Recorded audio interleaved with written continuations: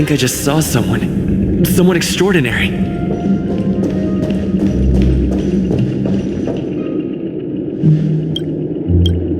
Are you...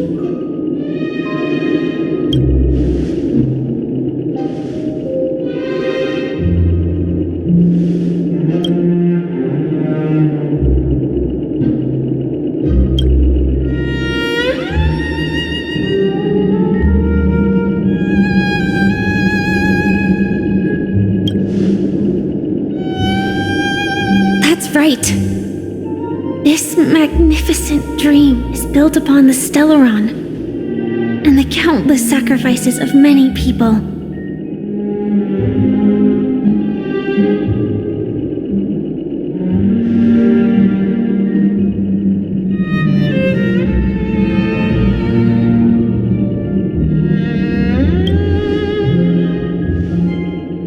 If I'm not wrong, the Knights of Beauty also received an invitation from the Watchmaker, right? Actually, we've already met the Watchmaker.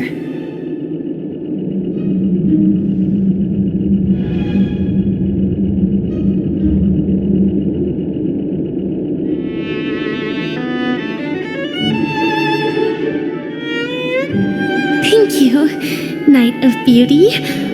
We don't have much time left. May we meet again. In that case, let's make our way to the end. Penacony's really thronging with talent. I hope we make it in time.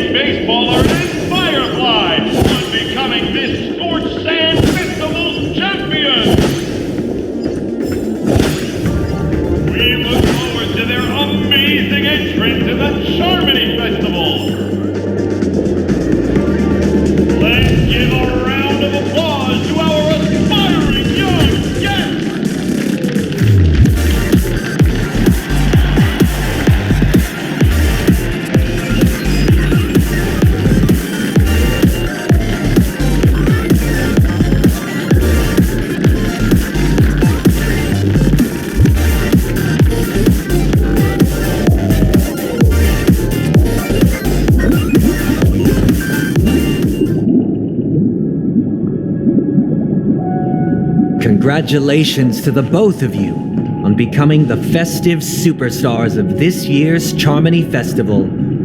Before entering the Grand Theater, I, on behalf of the organizers, extend my sincere congratulations to you, wishing you joy under their radiance.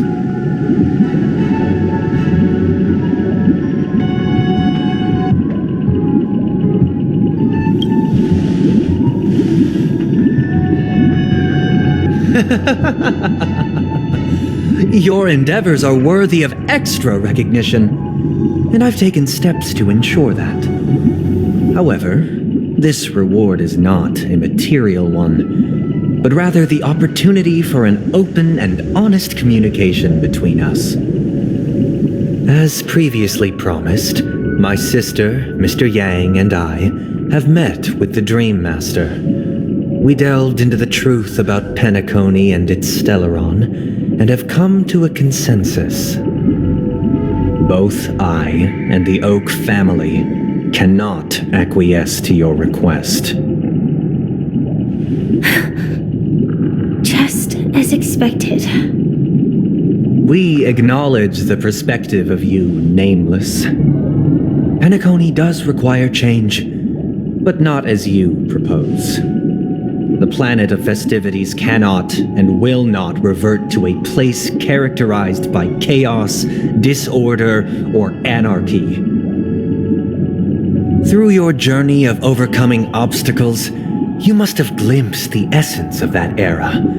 The vulnerable ruthlessly eliminated, equality non-existent, common folk living precarious lives, eking out a dreary existence. Ultimately, only heroes like yourselves manage to achieve success. But I would dare ask, if you did not possess the special status of having a Stellaron, and you were but an anonymous and frail member among the masses, which Penacony would you prefer? A dystopia for the survival of the fittest, or a sweet dream paradise for all?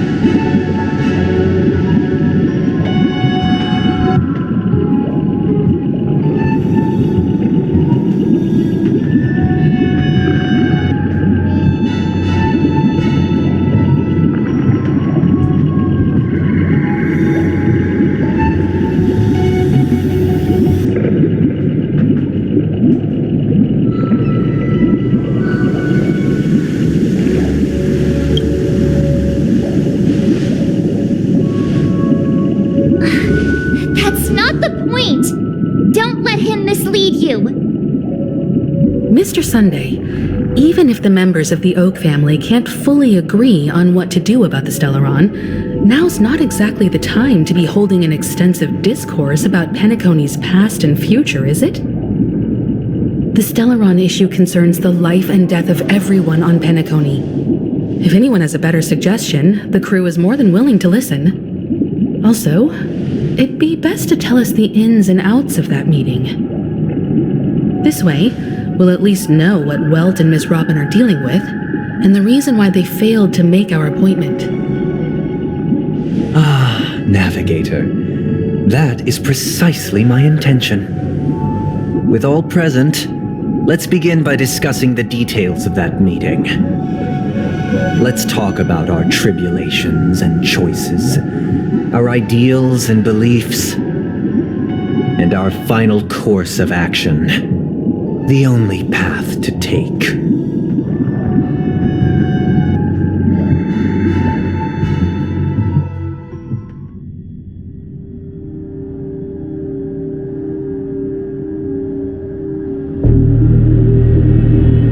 You mean to say that for the longest time, there have been scoundrels who would use the Charmony Festival that I have bequeathed to the masses as a tool to realize their ambition?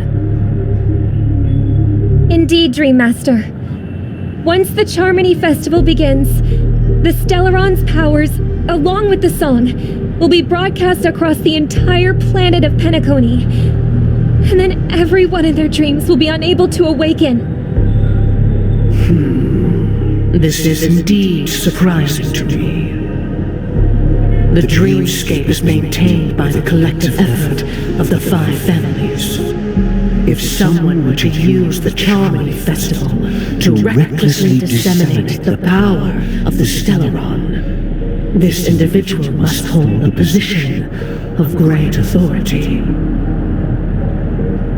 Do you have any suspects? I'd like to ask, did you really not know of the Stellaron's existence? I would have never thought that this nameless would point the spear at me. Quite astonishing indeed. If I have offended, the Astral Express extends its sincere apologies. But the current circumstances are dire and leave no room for meticulous inquiry. We're doing this out of concern for the Dreamscape's safety. So, if you could, please alleviate our concerns. Dream Master, it's just to prove that the Charmony Festival has nothing to do with the Stellaron. If we're being overly cautious, I will return to the stage to offer tribute in song, just per the arrangement.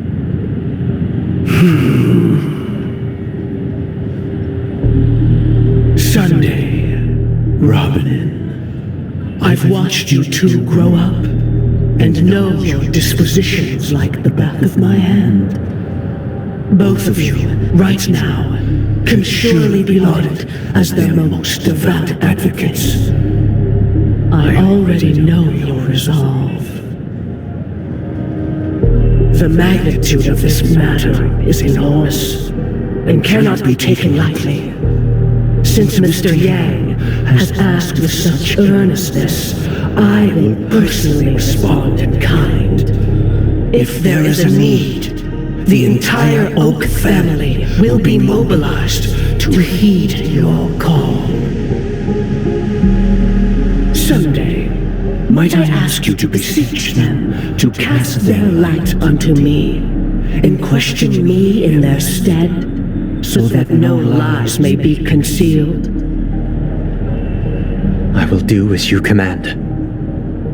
Robin, could I entrust you to be present as a witness, to document the truth, and to proclaim my innocence, so that all slander may be utterly dispelled? I will do as you command. May thy will be carried out on earth, just as it is in the heavens. Oh, triple-faced soul, please sear his tongue and palms with a hot iron, so that he will not be able to fabricate lies and make false vows. Let us begin. There is nothing else to prepare. Understood. Question. Have you devoted your life to your god, never worshipping other gods? Naturally. Do you love your god as you do yourself, always heeding their admonishments? Naturally. Have you strayed from the path expected by your god, betraying their name? Never. Have you ever been inordinate with your asks of your god, coveting more than the foundation of the creation itself? Never. Then, a final question.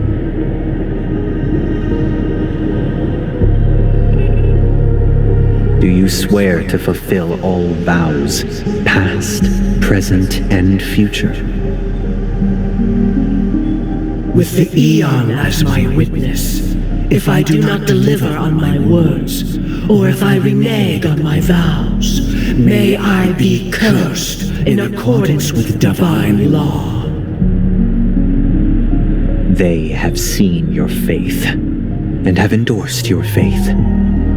With this, it can be evidenced. Just a moment. What is it, Mr. Yang? I have another question I hope to have answered. To my understanding, the family's harmony and prosperity have never relied on so-called divine laws. The god you both mentioned, are they truly Shipe? Mr. Yang should know that those belonging to the family toil together as if they were kin, embracing solidarity and unity under their light. All duplicity is laid bare before the harmony. Such a delicate and complex symphony. Which other god could perfectly harmonize this if not for the Great One, Shipe? Perfectly harmonize. Therein lies the problem. It isn't an outsider lurking in the shadows who changed the harmony, but a dissonance that has surreptitiously emerged from within this very symphony itself. In the distant past, there existed an Eon. With one flick of the wrist, they crafted the laws of the cosmos. Their followers formed the Beyond the Sky Choir, spreading solemn and reverent hymns throughout the universe. Later, they fell. The route traversed by this Eon clashed with the harmony, ultimately being absorbed and fused into it. The chorus that once reverberated across worlds fell silent, and when it echoed anew, it was transformed into the hymn of harmony. Though an Eon may perish, paths with no masters still linger. In the all-forgiving harmony, echoes of bygone dissonance may subtly arise. Mr. Yang. Being overly astute can be a detriment, especially when you find yourself alone and without allies. So this is how it is. For the sake of our grand cause, Sunday, please afford these two an opportunity to rest. What?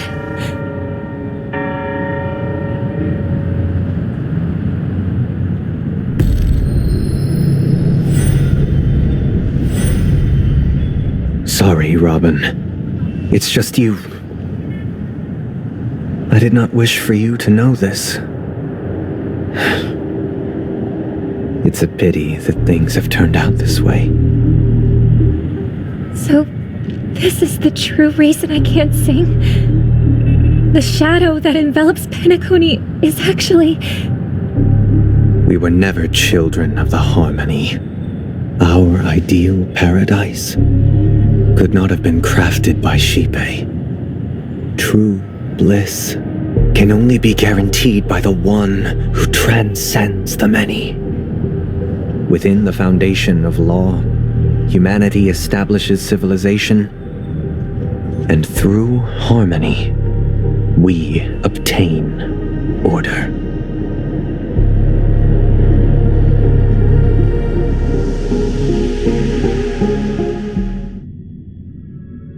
Unbelievable.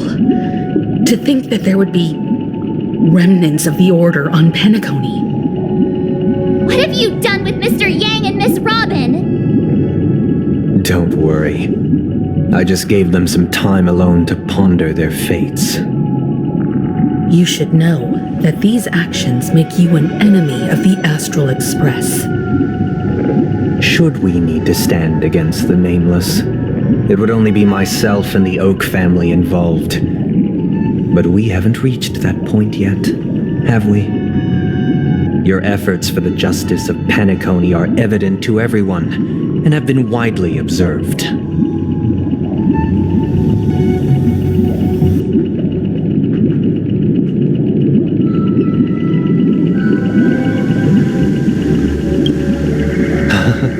Patience is a virtue.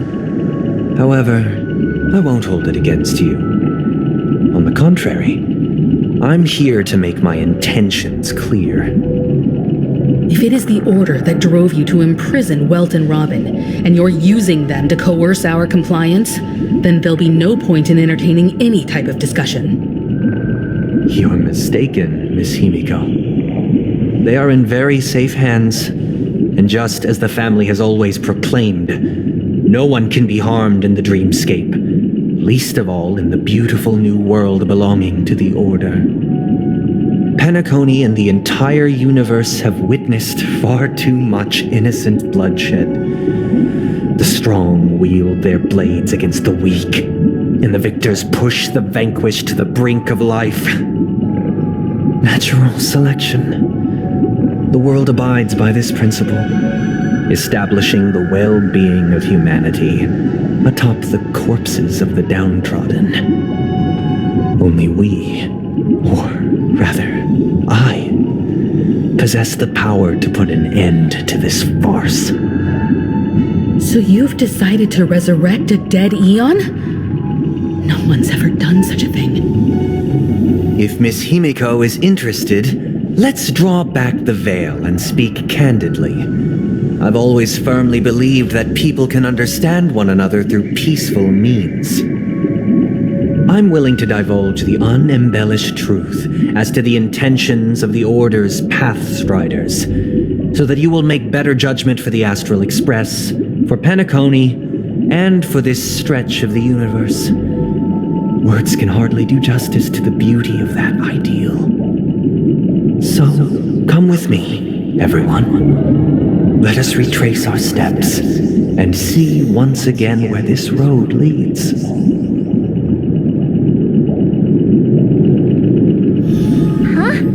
Where'd he go? Welcome. This isn't any location in Penacony's dreamscape. It's my inner world. The reason the scenery before you remains unchanged is because your consciousness has drawn on similar concepts to fill in the gaps.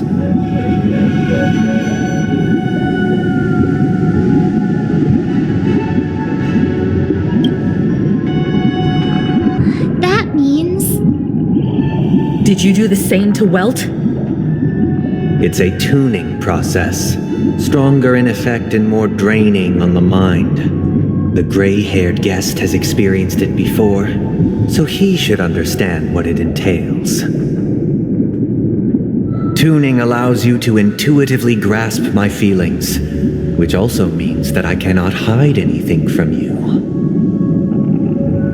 Now, everyone, please look at the huge screen. The road we once took begins here. From this point on, you will witness the numerous decisions I've faced. I've selected a portion of these to share with you. I believe after going through similar predicaments, you'll be able to better understand my thoughts. Let's begin. The first decision. A story about a baby bird. This story happened when Robin and I were very young. We were victims of the Stellaron disaster, and the family's Mr. Gopher Wood, who would later become the Dream Master of Penacony, saw that we siblings had no one to turn to and took us in. Later on, Robin and I lived a time with nary a care in the world. One day, after dinner, while my younger sister and I were lounging about in Mr. Gopher Wood's yard, we spotted a fledgling Charmony dove all on its own. That baby bird was tiny. It didn't even have all of its feathers, and it couldn't sing. When we found it, it was already on its last breath, having fallen into a shrub, probably abandoned by its parents. We decided to build a nest for it right there and then. However, thinking back, that winter was unusually cold, with fierce winds at night in the yard, not to mention the many poisonous bugs and wild beasts in the vicinity. It was clear that if we left the fledgling in the yard, it stood no chance of surviving until spring. So, I suggested we take it inside, place it on the shelf by the window, and asked the adults to fashion a cage for it. We decided that when it regained its strength enough to spread its wings, we would release it back into the wild. The tragic part, something that we'd never considered, was that this bird's fate had already been determined long before this moment. Its destiny was determined by our momentary whim. Now, I pass the power of choice to you all. Faced with this situation, what choice would you make? Stick to the original plan and build a nest with soft net where the Charmony dove fell.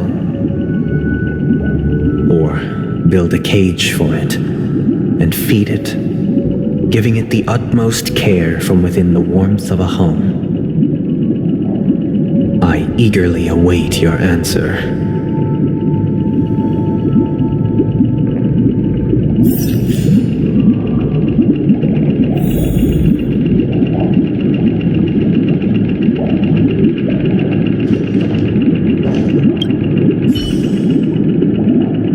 It looks like he really has no intention of imprisoning us. If it's just a quiz, I suppose it's fine to humor him. Back to the question. I would personally choose to build the little Charmony dove a cage. No special reason. I do think that a fledgling should have the right to fly into the sky. But if it can't even live to that point, then there's nothing to talk about to begin with.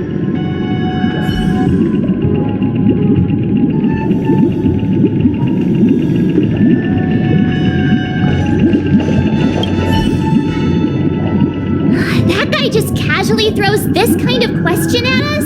What exactly is his deal? But fine, I'll answer, I guess. If it were me, I guess I'd choose to build a cage for the little Charmony dove. After all, leaving it there, it's bound to get hurt by wild animals or something. And that'd just be too sad.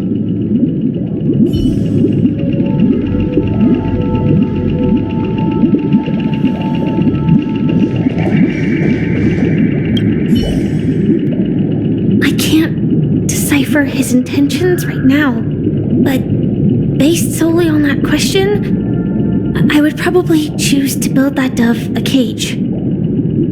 Even if I was gonna release it back into the sky, it'd have to be strong enough to fly first. If I left it where I found it, I fear it'd never get the chance to fly ever again.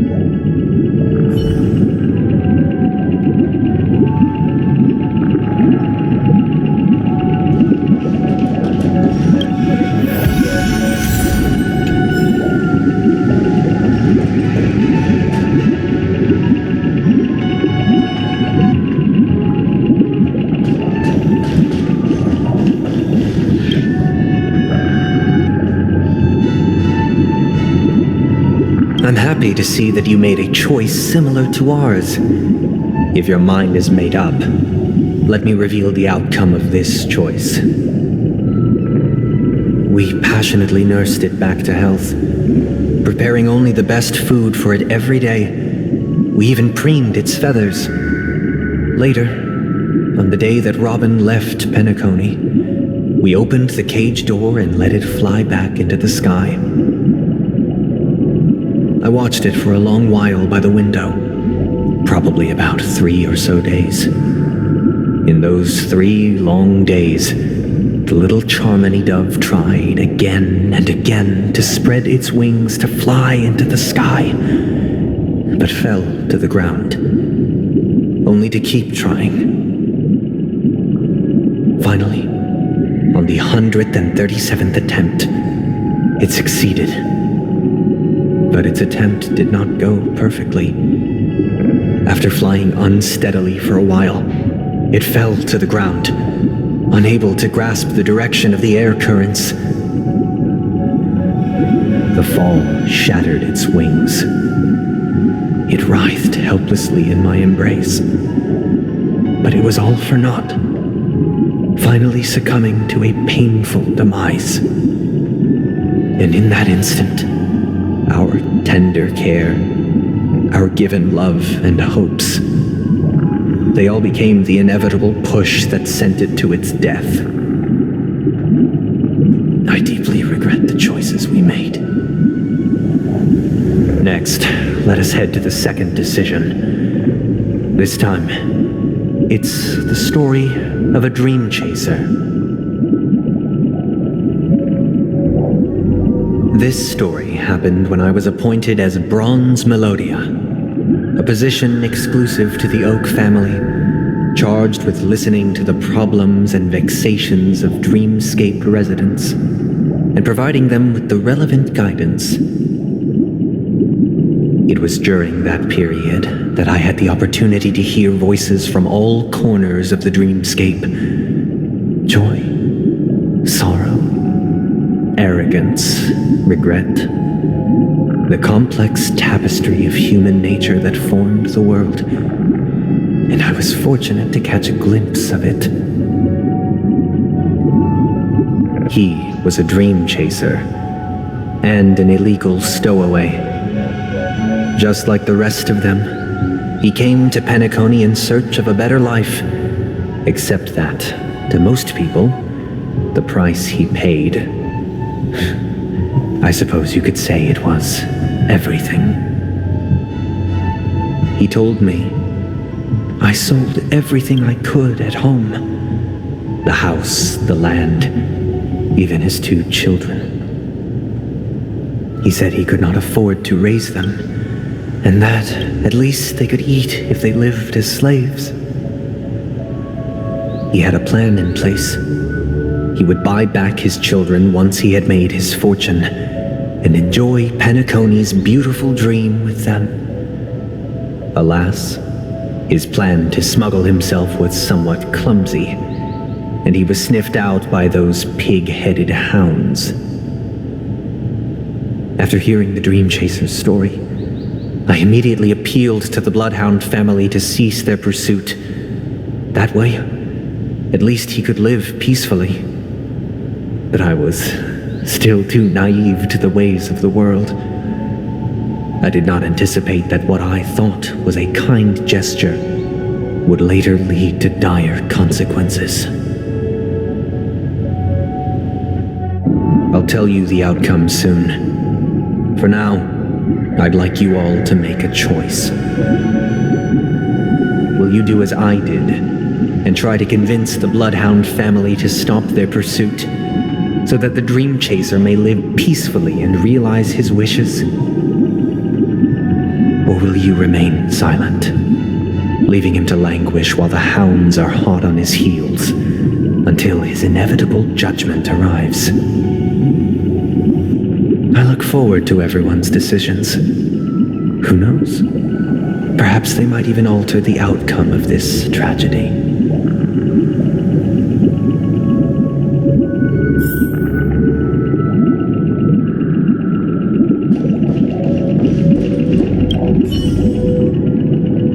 This question... Surely it has some connection to the baby bird story. And this connection is precisely the breakthrough Sunday aims to use to persuade us. I'd probably choose to ask the Bloodhounds to cease their pursuit.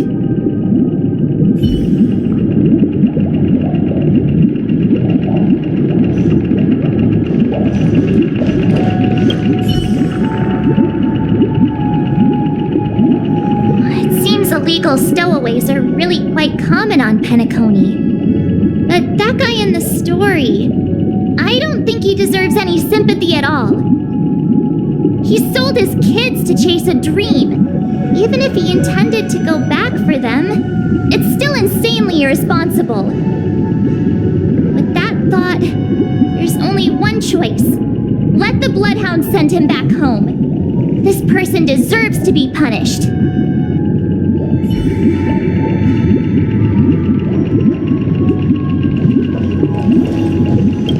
Dream Chaser story. If I acted out of kindness, I would probably ask the Bloodhounds to stop their pursuit and lend him a hand. But What cruel repercussion would this choice result in? I think Sunday must have been deeply impressed by the limitations of the strong defending the weak through this incident.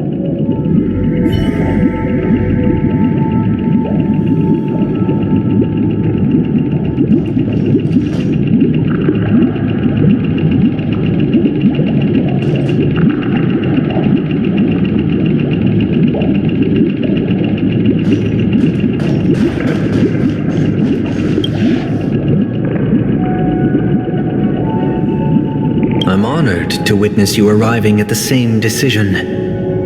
Out of respect, I'll share with you the dire consequences that my choice back then brought about.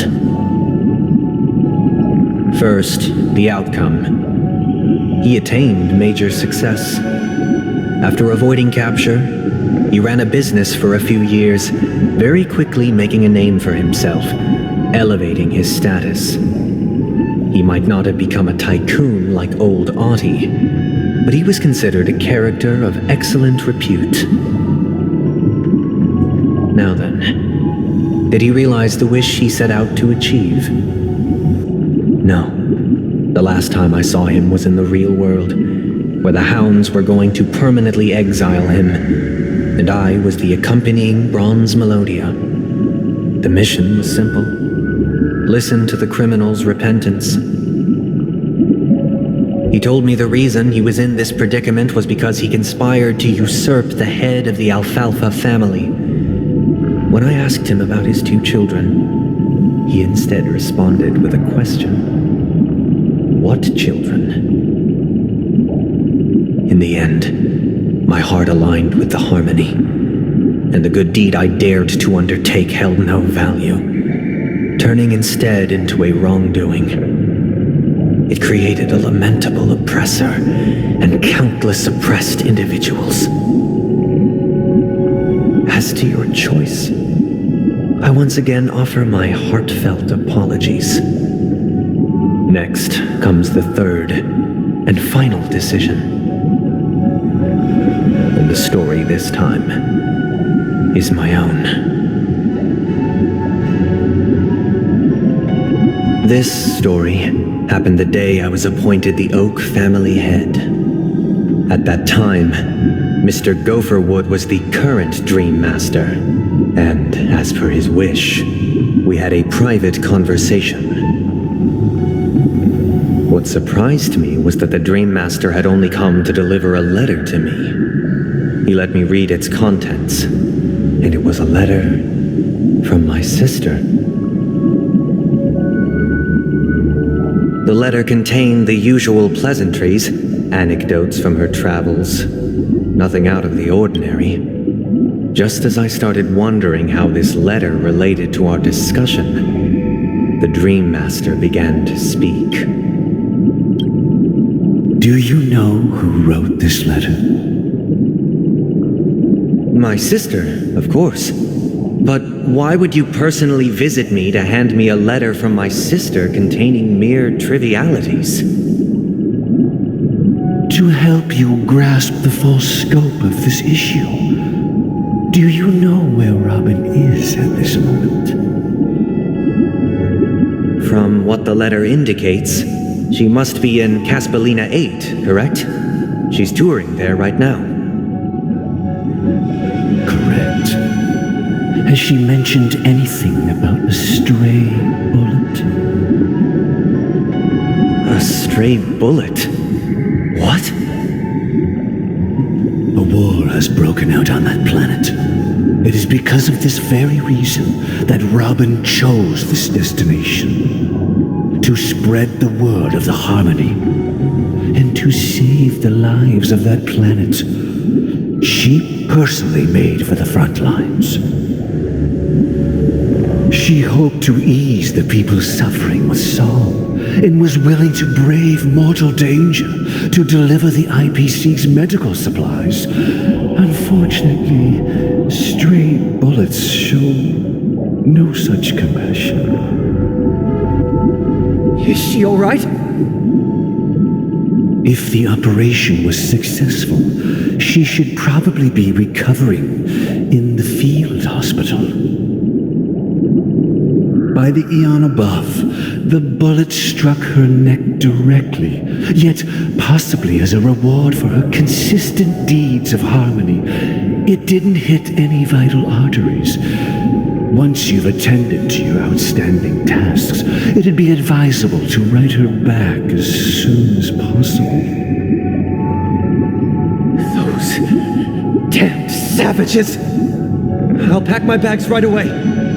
My gratitude for bringing this to my attention, Mr. Gopherwood. Now you understand why she always wears such elaborate neck ornaments, don't you?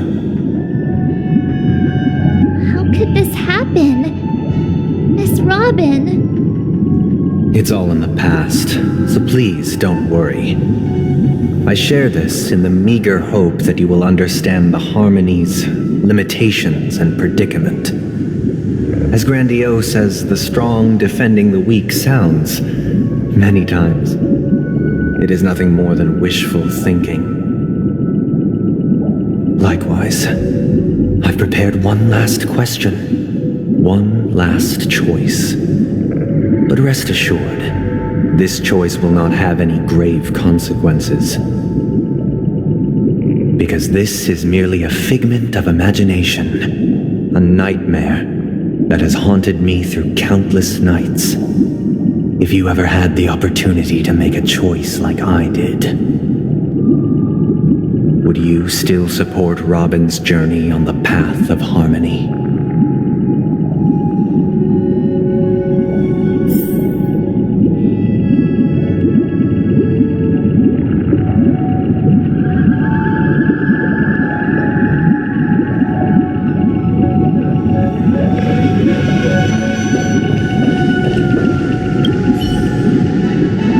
Miss Robin's courage is admirable.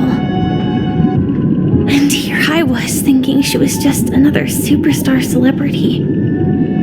But the fact that she is also Mr. Sunday's younger sister? No, I doubt he'd wish harm on his own flesh and blood, no matter how grand the ambition.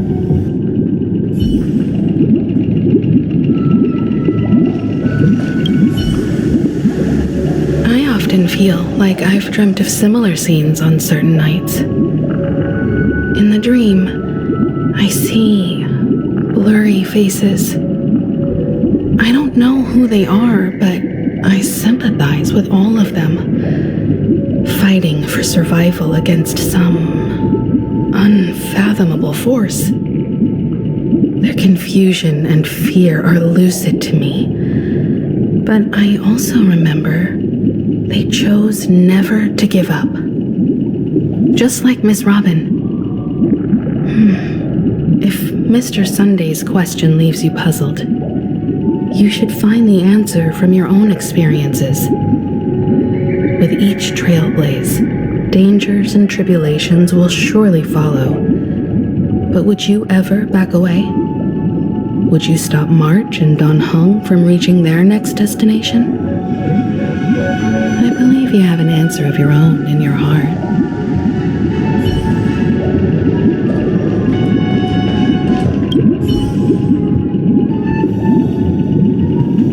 I can't believe that happened to Miss Robin. The strong defending the weak is a great mantra, but if I had to pay such a price, I don't know what I'd do.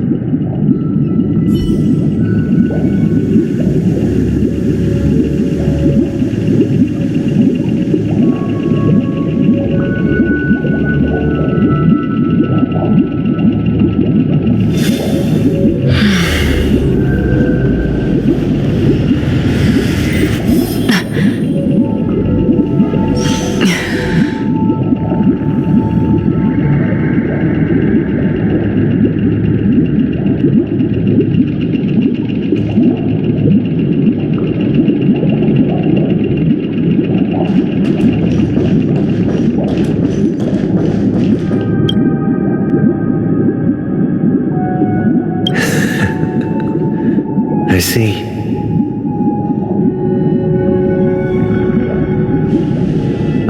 aware of everyone's stances. Raising these questions merely serves to illustrate one point. The plight of Penacony cannot be salvaged by the harmony. The true foundation for a sweet dream paradise can only be established through the order where the strong govern the weak. I know the suffering of being tormented, the turmoil of losing your way, how sorrow and even despair set in when matters don't work out.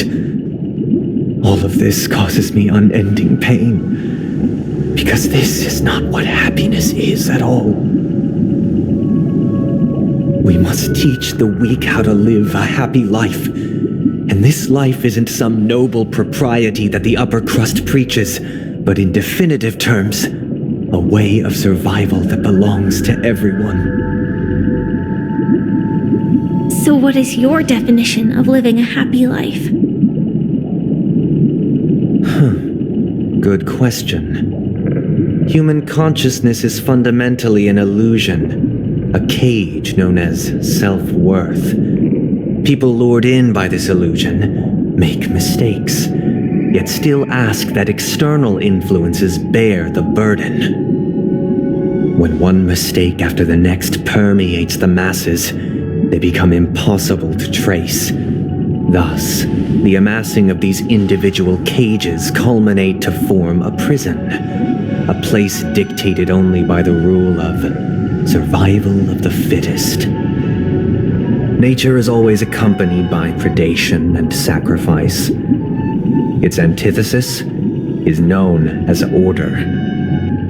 That is what I want to do. Unite people's happiness under the banner of order. They won't need to make bitter choices any longer, nor face the weaknesses of humanity. They can cast aside their primal instincts to build a haven for mankind. Simply describing thoughts is far too abstract, so allow me to provide a simple example. As you all may know, there are societal norms like weekends and long weekends that exist on some worlds. During these hard-earned rest days, people are given the chance to extricate themselves from the stresses of everyday life, allowing a certain tranquility to return to their souls. And it is only on these days that people do not have to adhere to the law where the strong prey on the weak. They can live out their lives happily during these brief intermissions. It's just a pity that 2 or 3 days are still too fleeting compared to the span of a lifetime. From where I stand, society's ideal system should be 7 rest days. Following Sunday, there should ensue a second, a third, and indeed an infinite procession of Sundays. This should be the face of the new world. Idyllic, eternal, peaceful days. And thus, every person can return to their base selves in this utopia. Some gaze in reverence at the stars, pouring their whole beings into calculating the distance between us and the isolated world of Pagana. Meanwhile, some seek refuge in quiet corners, holding one another, unencumbered by the chains of unwelcome obligations. There would be no need to bear the hardships of reality. Only in this way can humanity face the inevitable end with the purest of spirit, living a life of dignity. This is what it is to live in bliss.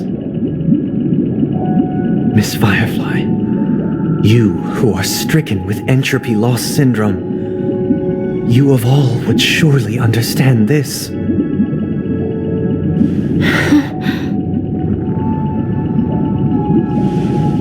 It sounds like a flawless theory.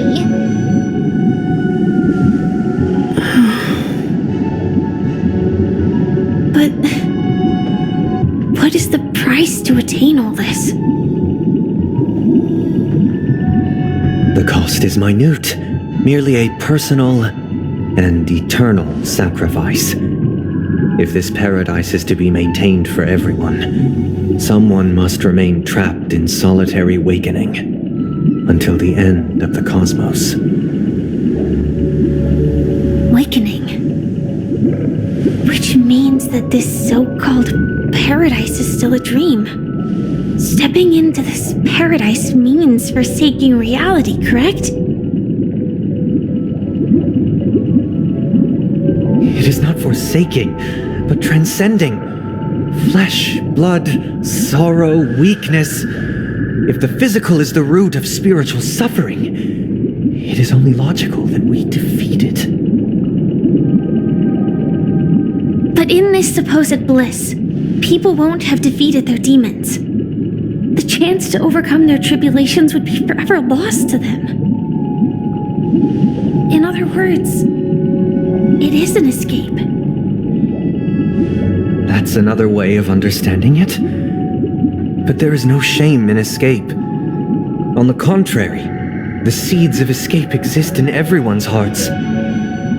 Don't you agree, Miss Firefly? And as to why we sleep, it is because we are afraid to awaken from our dreams. But this is not in conflict with the grand plan. Only in acknowledging this can we truly understand the frailty of human nature, and from there, show compassion and protection.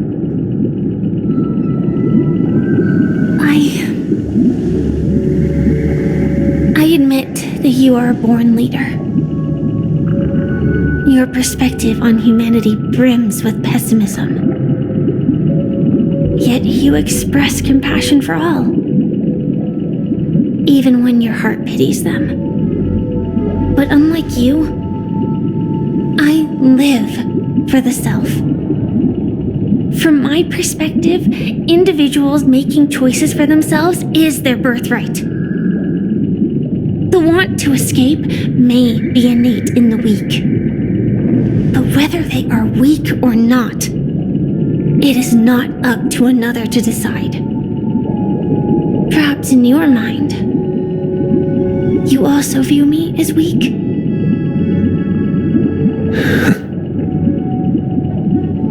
Because I don't think so. Since Miss Firefly has said her piece, the Astral Express will also naturally give you our answer. We'll leave it to you, just as Mr. McHale instructed before. Tell him our choice.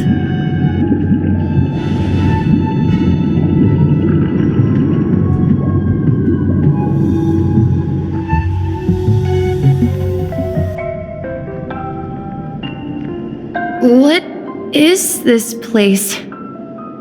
Does this place ring any bells, Misha? I don't know, but I feel a sense of deja vu. What is this place? It's the realm within a dream bubble. This was left to the Astral Express by a nameless, but weirdly, when we entered it, it was completely empty. Dr. Edward from the Dreamscape sales store told me that dreams are formed from memories, and a dream bubble can't take shape if its core is empty. So I thought you might be able to help us in unraveling this mystery, Misha. As a hotel doorman, you know Penacony best among us. I don't know much about dream bubbles, but if you want to figure out what this mansion is, I'll do my best. I'm counting on you then. Himeko, I still don't get it. Why were you so sure that Misha had a connection with this dream bubble? I wasn't sure. It was just a hunch. But since Misha feels familiar with this place, my hunch might be correct.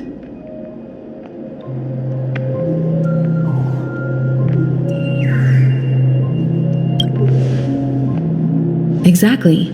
This is where you and Firefly encountered death, which we now know as dormancy. Considering its connection to Dreamflux Reef, it's not surprising it appeared here. The question now is, who brought you here? Based on the clues we have so far, it's unlikely to be that masked fool. So identifying them is crucial to us. We're drawing closer to the truth once more. Let's give Misha some time, as I believe he'll unveil the secret of this dream bubble. All right, but there are doors all over the place. Which one should we choose? Do you have any idea, Misha? I guess... maybe this way?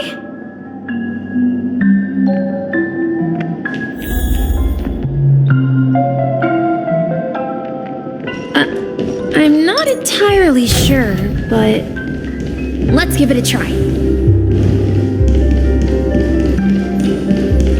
Wait, you managed to choose the... Weird. This place is quite different from the hotel. But I feel like I've been here before, and even lived here for a while. If I remember correctly, there should be a fireplace down that hallway. Clocky and I used to sit by the fire, listening to the crackling of firewood. And the room on the other side was the toy room. I loved spreading out all the toys from the box on the floor and making up stories for each of them. Hold on. This doesn't make sense. Didn't I grow up in Dreamflux Reef? So, what is this place? This could be a case of amnesia. But don't worry, Misha. It's common for everyone to forget certain aspects of the past. Those memories haven't vanished. They're just lying in the depths of your mind. We can surely get them back. Since this place seems familiar to you, why don't we explore a few more rooms and see if you can recall anything more? Yeah, then let's check out the rooms I just mentioned.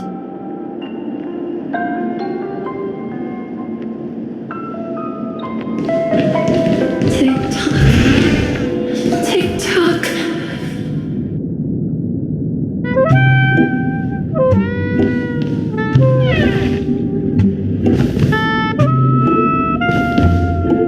I heard some noises from the room. Origami Bird? That's a friend of mine. You and Origami Bird are friends? Yeah. It's a member of the Compass crew, just like Clocky and Miss Mirror. And there's more than just one Origami Bird. They are a big family with lots of brothers and sisters who look the same. They follow Miss Mirror's orders and handle all sorts of jobs on the ship. They're the best sailors. Sailors? Can origami birds be sailors? Could you tell us more about the Compass, Misha? The Compass is a ship bound for the New World. Clocky and his partners travel through layers of fog to the depths of the sea. Whenever there is danger, Clocky will use a compass and guide the ship in the right direction. That's a great story. But in the Penacony cartoon, Clocky and his partners have always lived in Dreamville and never ventured out, right? Huh? Oh, that does seem to be the case. Weird. I clearly remember Clocky arrived in the New World in the end. Perhaps Clocky has a hidden past. So, where has Clocky gone? Did he leave to protect Dreamville?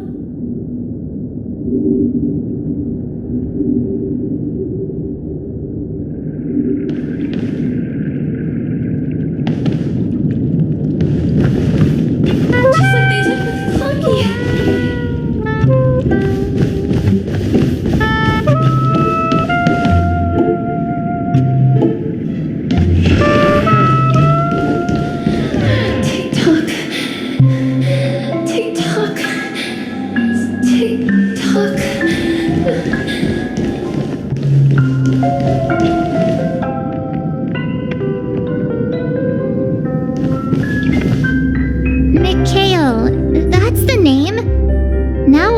him as the Watchmaker. So, who is he talking to? Do you know anything about it, Misha? I'm sorry. I don't know much about the Watchmaker. But, Mikhail. Anything special about that name? Mikhail is Grandpa's name. Grandpa? Do you mean you're the Watchmaker's grandson? But we haven't heard anything about the Watchmaker having descendants. And the name Mikhail is not rare. Perhaps it's merely a coincidence. Could you tell us more about your grandpa, Mikhail? Yeah, sure. He was a seafarer who fearlessly ventured into mysterious seas and storms. He was always on the sea and had lots of friends who accompanied him on his travels. He didn't want me to call him Grandpa because that would make him sound old. He believed he was still young. The name Mikhail was given to him by his parents, Mihaly and Elise, both renowned seafarers. Every time he came back, he'd share his logbook with me and tell me about his adventures at sea. I want to become a great adventurer, just like him. It appears that the seafarer has nothing to do with the Watchmaker. So, perhaps it's just a coincidence? So, where is your grandpa now? He went off on a new journey, and it's been quite a while since I last saw him. I think I hear the sound of water. You once mentioned there's a magnificent fountain up ahead.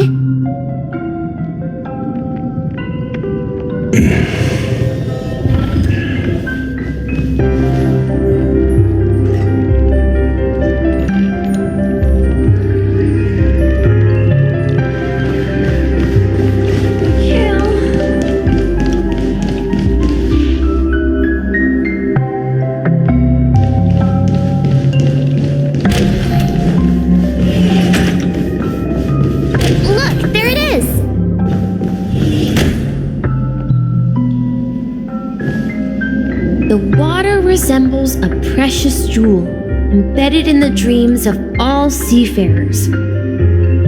Every time I gaze at the shimmering lights beneath the waves, it feels as though I'm back in this place, standing by your side. Have you recalled anything, Misha? Yeah, I saw these sentences in Grandpa's logbook. He used to say that despite the perils of the sea, whenever he stood on the deck in the afternoon, overlooking the sparkling waves, he would think of this fountain in front of his house. He often said that those moments felt like returning to his family's side, and the difficulties at sea didn't seem quite as challenging. You know, I quite understand such sentiments.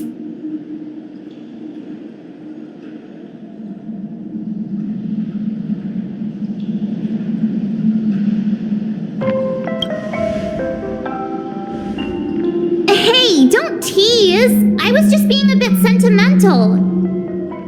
Perhaps every adventurer far from home carries a fountain within their soul. Even though the other side of the sea remains shrouded in the unknown, the fountain in front of his house serves as a compass, leading him back to his cherished ones. Yeah, while Grandpa was at home, we would stand by the fountain and place the compass, a toy boat that I made, into the pool. Back then, I would ask him when I could go on adventures like him, and he would always laugh and say I was still too young.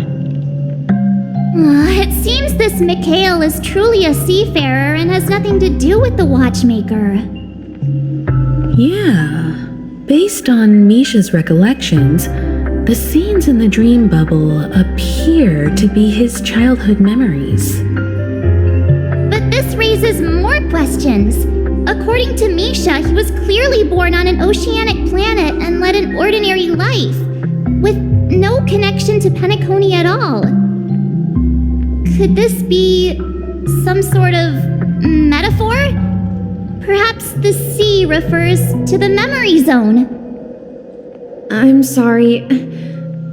I don't know, but my memories keep pouring out uncontrollably, like water flowing from a fountain. Perhaps I'll remember more things if we go further.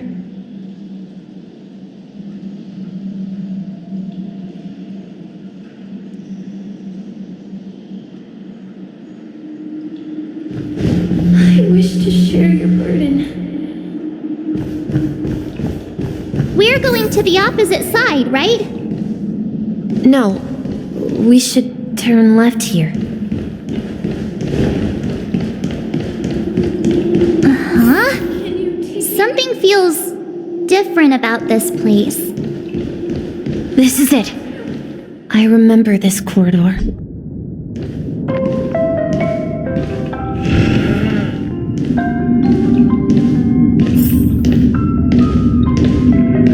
Up ahead is Grandpa's study. It was in that room that I saw him the last time.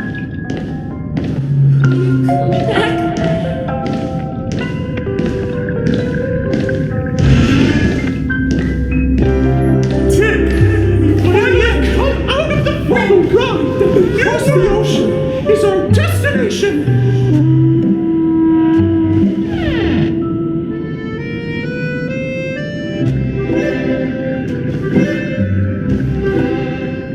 The atmosphere in this room feels totally different. Misha! You finally come! Clocky! You're here! Yeah. This is the room where we first met each other. Are those books on the bookshelf logbooks left behind by that seafarer? Yeah. Whenever he came back, he placed a logbook on the bookshelf in his room. They contain records of his expeditions to every corner of the world. He described our world as a fountain. At some point, the sea started to gradually swallow up the land where people lived. To ensure that everyone had land to settle on, he had to continue exploring the sea and search for the source of the rising seawater. On that day, he called me to his study, telling me that he was embarking on another journey. However, I could sense the gravity in his expression. It was the same look I had seen on my father's face before his final voyage. I asked him if I could go with him, but he said that my adventure lay elsewhere and told me to stay home and patiently await a certain sound at the door. What sound? He told me about a vast ocean in the sky, an ocean of stars.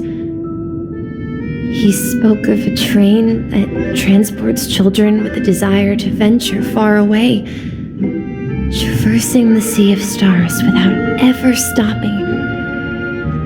He said that he knew the crew on the train, and that he had asked them to take me along.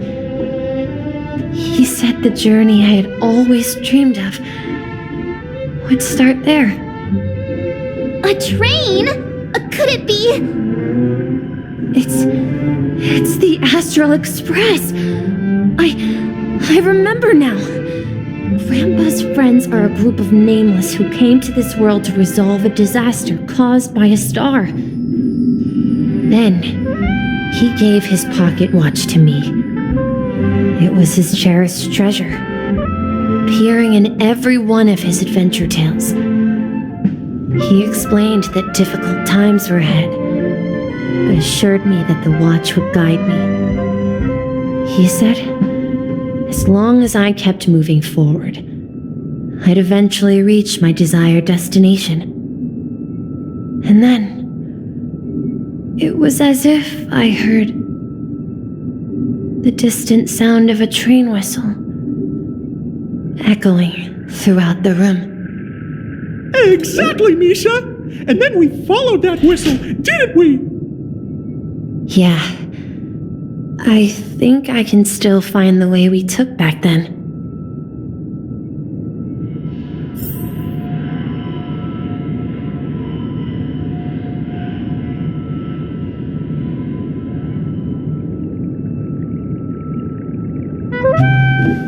This is the dream jigsaw, right? So we're supposed to find the exit. But where can we find the last piece? Do you remember? You said you obtained a mysterious shard when you stumbled into this place.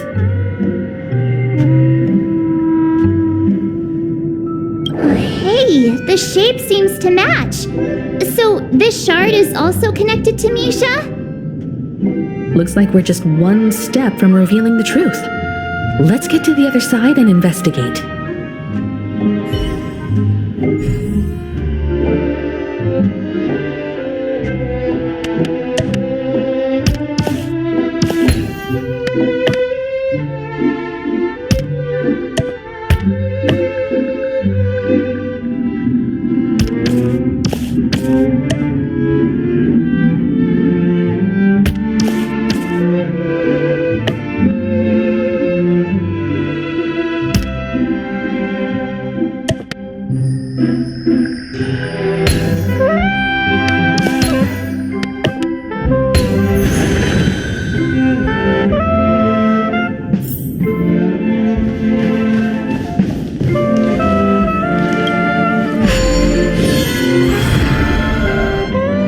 This is it. This is my room of clocks. While I spent my time waiting for Grandpa to return from his voyage, Walter gave me this workshop, and it became my secret base. Here, I learned how to repair clockwork and gears out of my fondness of precision mechanics. In my dreams, I was the captain of the compass, embarking on adventures with my companions, Clocky and Miss Mirror, in search of the new world. I was born and raised here. So, this building in the dream bubble is your childhood home? Yes, but not exactly. To be more precise, this dream bubble itself is my home. Looks like you've remembered everything now. Wait. Why does it feel like everyone else knows something I don't?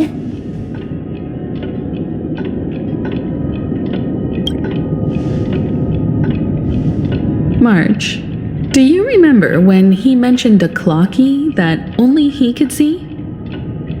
Yeah, the little guy here, right? But we all saw him in Dreamflux Reef, right? And Mr. Yang even greeted him. Looks like everyone on the Astral Express has a childlike spirit.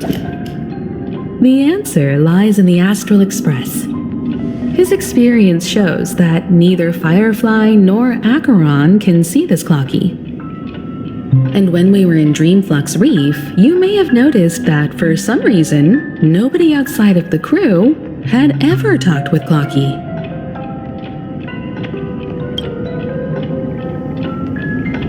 A mimetic life that can only be seen by a select few. It's just like a hidden message left by someone for the nameless. But Misha can see Clocky too, right? They even grew up together. But Misha hasn't started the way of the Trailblaze yet. That's the key to the mystery, March. Now take a moment to recall. Have you ever seen anyone outside of the crew interact with Misha? Wait. No way! That's the answer, March 7th. This dream bubble is the place where I was born. And I'm a dweller in this dream. Just like a memory zone meme. I should have stayed here and waited for you.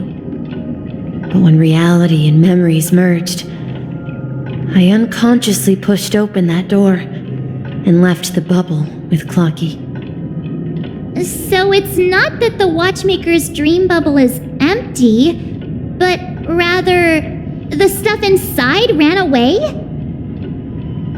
And the whistle you heard, was the sound of the express arriving at Penacony?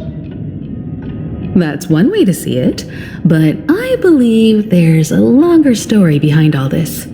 It's best for Misha himself to explain all the details. How about we start with your name? Now, should we call you Misha, or...? Thank you all for helping me rediscover my true self. Now, please allow me to reintroduce myself. I was born on Lushaka, in the Presmere system, adopted by seafarers Mikhail and Char. They gave me a treasure, a name that carried their hopes. Mikhail Char Legwork, or simply Misha. If you prefer, you can call me by a more familiar name, the Watchmaker. So, you're the Watchmaker himself? Unfortunately, that legendary figure is no more. I'm only a reflection of his life. As for the child who has been with you, he's the innocent protagonist of Misha's childhood dream. A friend of Clocky, a young apprentice, and a future mechanic on the Express.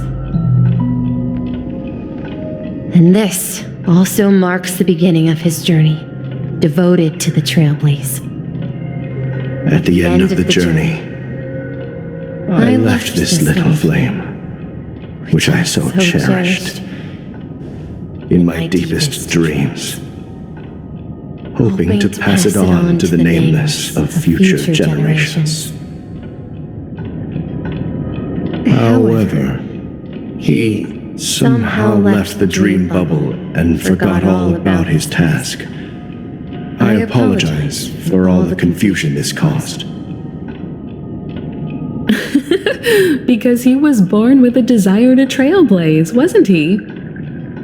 I don't think Misha has forgotten his role as a guide. He remembered it, and that's why he mistakenly appeared as a hotel doorman in his dream from the very beginning. The one who brought our unconscious friend here must have been Misha. If that's the case, we encountered the Watchmaker's legacy from the beginning, didn't we?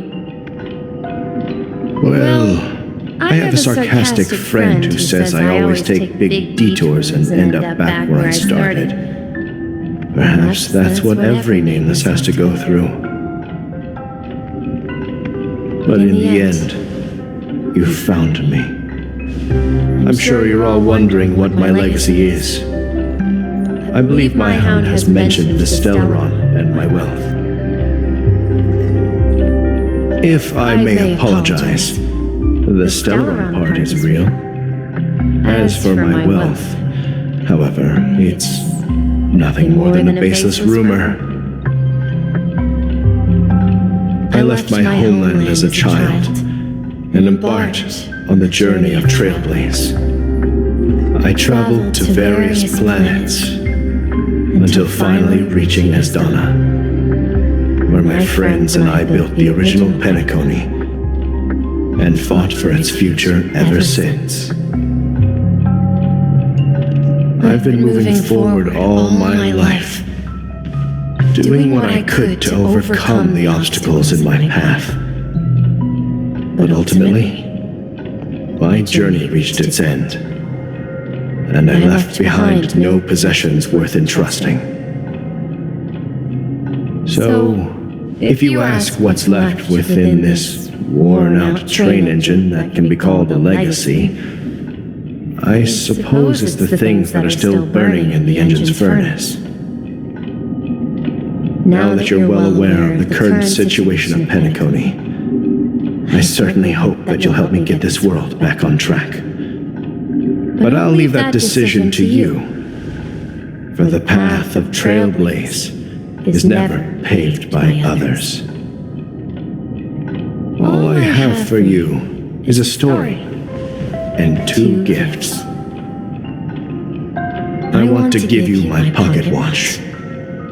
It has accompanied me throughout my long journey, guiding that naive child forward, and has been blessed with the presence of so many great people up to this day. And my hat, too. The one who navigated for me placed it on my head and planted a fanciful thought in my mind. The trailblazing expedition will never end. Now, it's time for you to make your choice. Once you've made up your mind, open that door and enter the long dream of an old man. I'll be waiting for you at the end of this corridor of time. All right, everyone, let's make a decision. Although I don't think anyone will have any objections.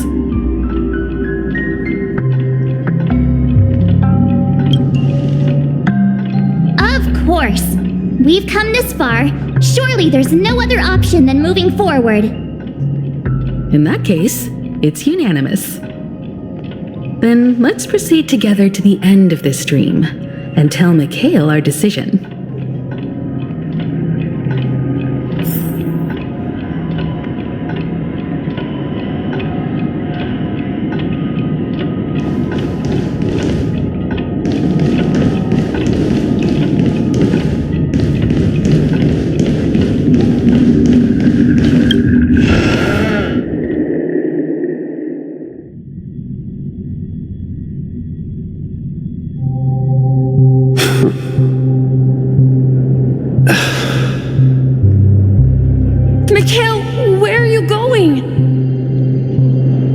Someone has to step up and save Lushaka. So why can't it be me, Misha?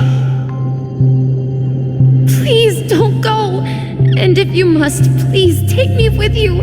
Don't leave me alone. Even without me, you know how to proceed forward, brave Captain Misha.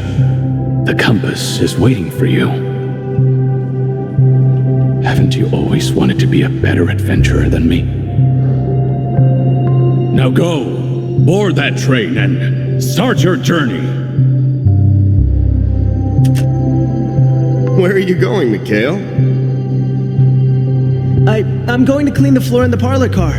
I've promised the conductor.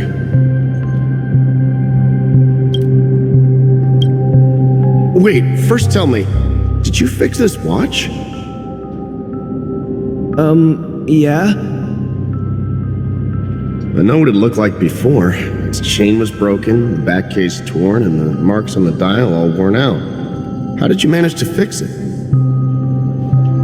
Well, it's hard to explain, but I knew it could be fixed.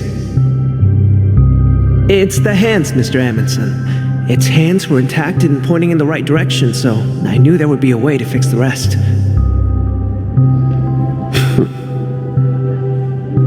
I see. You'll work with me from now on. Haven't you always wanted to tinker with this train? You're its mechanic now. As for the conductor, I'll do the talking. But I only know how to fix watches. Don't worry. You've got what it takes. I'll teach you what you need to know. Where are you going, legwork? It's time to head to our next stop.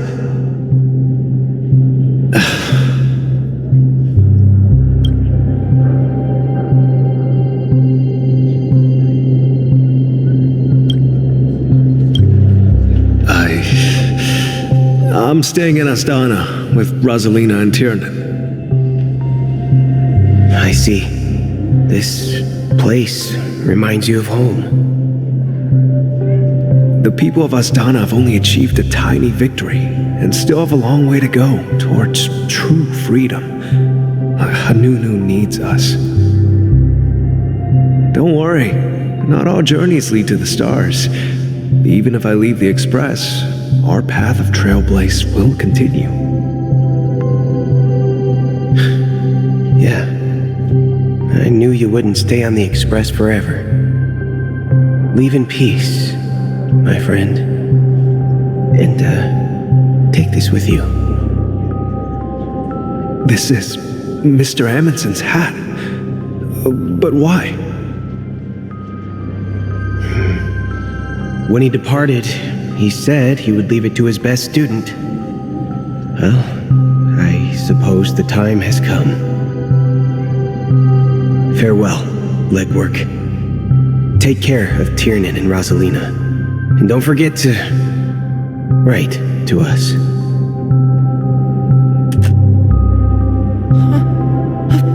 Where are you going, Watchmaker? Don't worry, Micah. Just going on a little trip. Someone has to be at the forefront of the interstellar frontier, and I'm the only former nameless in Penacony. So why can't it be me? Because you're all we have! Have you forgotten about Tiernan? The cosmos is way more dangerous now. What will happen to Penacony if we lose you too? But what will happen to Penacony if we don't find a way out? Tiernan. How could I ever forget him? I've spent countless sleepless nights asking myself why I didn't go with him back then. We Nameless won't stop. Don't worry, Micah. It's just a matter of getting back to my old profession. Just wait for me to come back. But if, and it's a big if I don't come back in one piece, then you'll become the next Watchmaker. Where are you going, old man? Oh, you're here. Answer my question. What are you up to? Relax, Gallagher. I just came up with a great idea. Wanna hear it? Oh, come on. Aren't all your ideas just ways to get yourself killed? I may be blunt here, but you're the last remaining hero in Penacony. If you die too, the secret of the Stellaron will go to the grave with you. Yes, I'm afraid there's no way out in Penacony, so I'll have to consider alternatives beyond Astana. We'll organize a festival using the Watchmaker's legacy as a facade and send invitations to the entire cosmos to gather people here. So, a desperate struggle against the family? Desperate? Don't we have you here, my friend? This task is challenging, but what hasn't been challenging for us along the way? Well, whatever you do, remember, make sure to send an invitation to the Astral Express. Misha! Where are you going? Oh, it's you, Clocky. Take me to Dreamflux Reef. Last night, I had a long dream about the day we met. I want to write down that dream. Write it down? Why? Oh, so I won't forget it. Do you remember how you got your name, Clocky? Of course! You told me that when you were a kid, you lived in a room full of clocks. Those wall clocks and pocket watches grew up with you and were your best friends. Yes, but what I didn't mention was there's a funny misunderstanding behind it. I was a kid, and there was always a special pocket watch in my memories. It was with my grandpa, guiding him on his sea voyages and leading the way in his every adventure story. I wanted to have a pocket watch like that too, and that's when you appeared in my dreams. Yeah. Every night, we boarded the compass and set sail together. But you know what? It wasn't until the day my grandpa gave it to me that I realized it wasn't a pocket watch at all. It was a compass. So, your name should have been Compassy. And the watchmaker is just a nameless.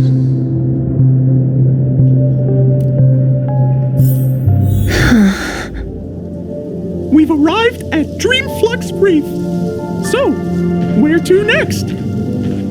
You know, Clocky, I don't think I'll be going anywhere else.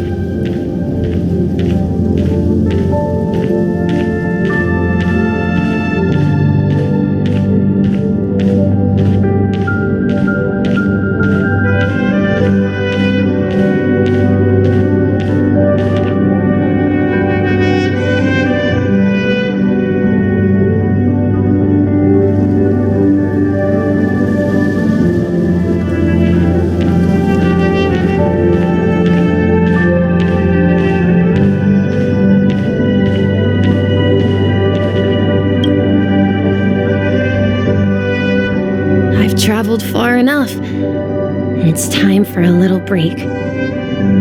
Oh. So, we'll set out again when you're rested? No, I'll stay here. And then, this is where it ends.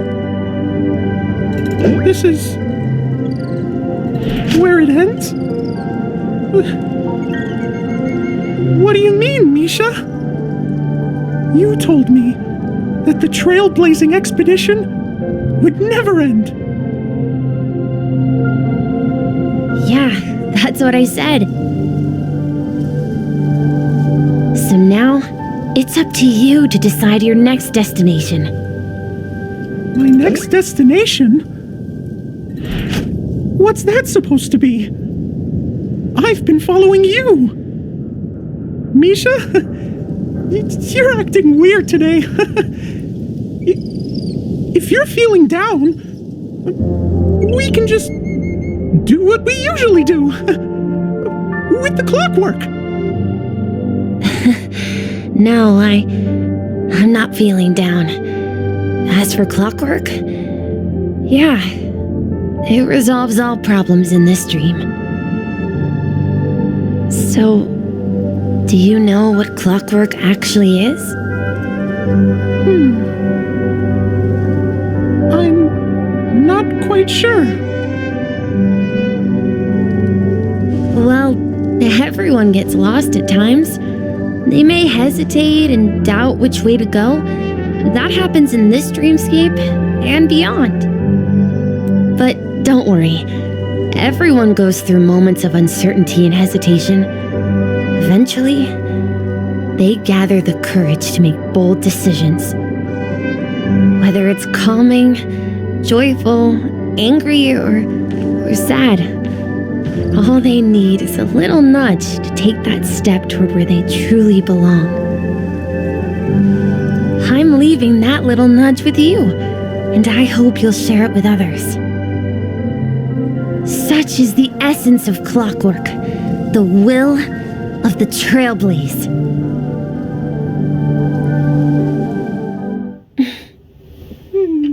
Clocky's hands spin around non-stop, indicating confusion, frustration, and weakness. But ultimately, people still need to move forward. Just like your hands, always pointing ahead. This is where my journey ends. From now on, it is your path to walk. Trailblazing means taking paths your predecessors forswore, and venturing even further. The Penacony in Mikhail's dreams does not belong to Order.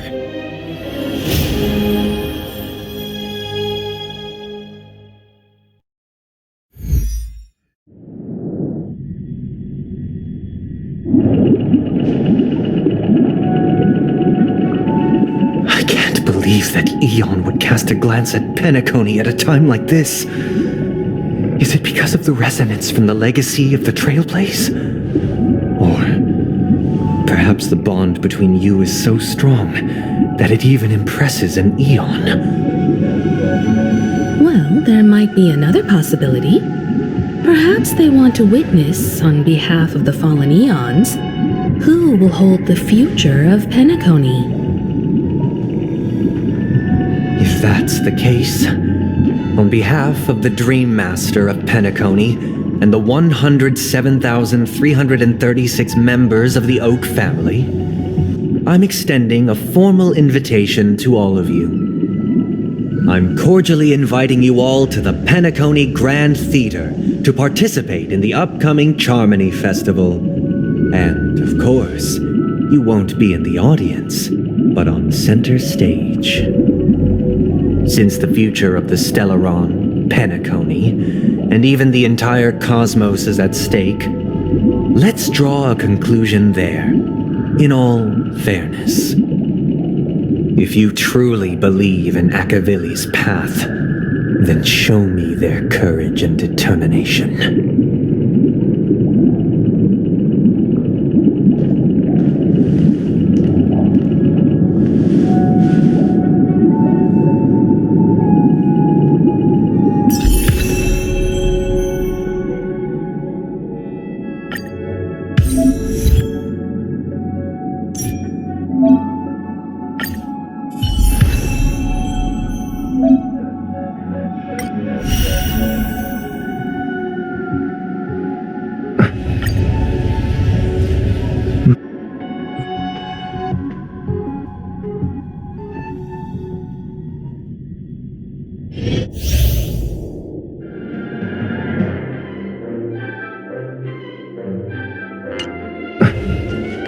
Please stay tuned. Please stay tuned. Please stay tuned. Ha! Please stay tuned. Please stay tuned. Ta! We need a strategy.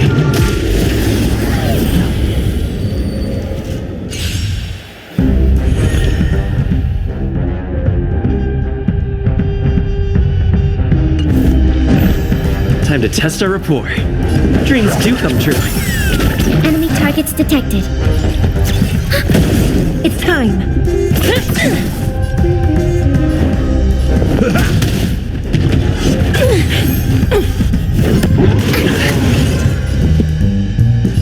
Let's improvise. The mood is set just right. Let the show begin!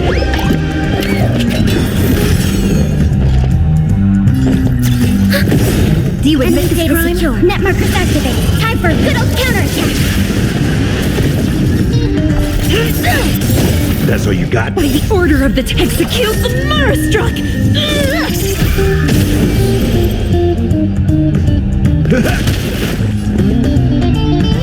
Dreams do come true. Ready for another? It's time. Step up, let's see ya.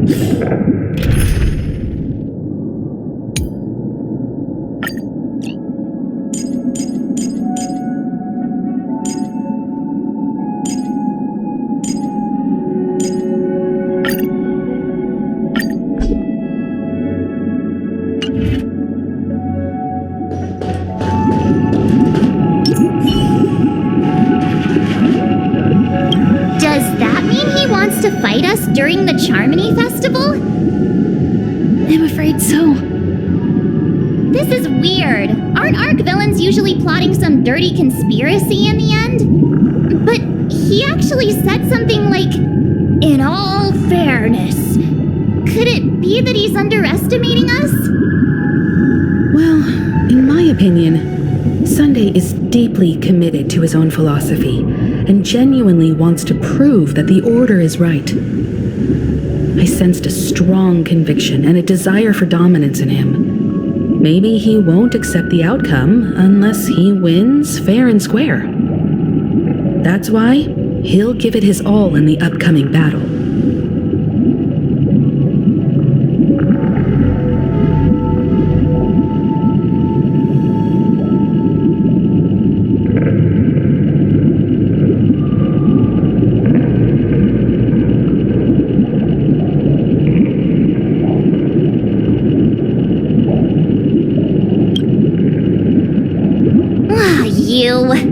every time an important moment arrives, you hesitate. We've even dealt with a Lord Ravager of the Destruction, so a follower of the Order won't be a big deal. Anyway, we can't leave the Stellaron unchecked.